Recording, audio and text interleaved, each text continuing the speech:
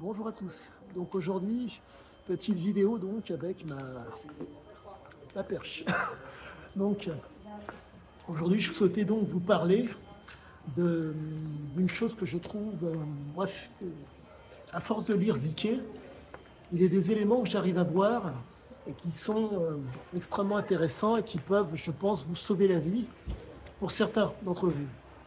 Là actuellement, je m'intéresse énormément aux aspects négatifs de Sizia Ziké. Il s'avère que c'était un être qui s'intoxiquait et qui pouvait être toxique pour certaines personnes.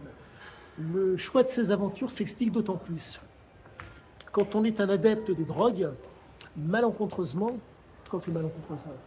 on est enclin à fréquenter des gens sur lesquels on peut asseoir une emprise. Cette emprise permet, selon les vulnérabilités des gens ou les prédispositions que ces gens ont, à pouvoir être dans l'obéissance, à pouvoir être, si je puis dire, d'autant plus, accentuer votre capacité à réaliser l'aventure, à faire en sorte que vous ayez une envergure d'autant plus grande. Lorsqu'on est un addict, on est, si je puis dire, condamné à devoir, pour certains d'entre eux, à être sous emprise d'une substance ou sous emprise d'un comportement. Dans le cas de Sizia Ziké, il avait fait le choix d'un comportement, la flamme, le confort, ne faire aucune concession à la médiocrité. L'argent n'a d'utilité que dans l'utilisation.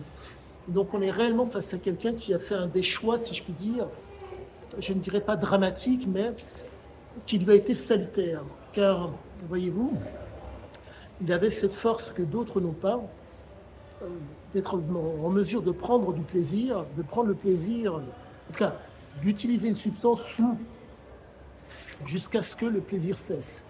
Et c'est quelque chose qui est extrêmement rare. Mais ce n'est possible que pour une catégorie de personnes proprement exceptionnelles.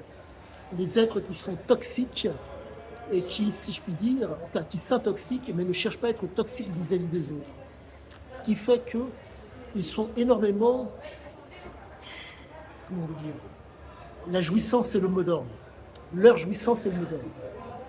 Ce qui fait que quand il n'y a plus la jouissance, ils peuvent lâcher le truc. Et donc aujourd'hui, voilà ce qu'il en est par rapport à ma compréhension de Sizia Ziké et son côté toxique. En tout cas, sa capacité à s'intoxiquer, voire même son côté toxique. Sur ce, je vous dis à une prochaine pour de prochaines explications sur Sizia.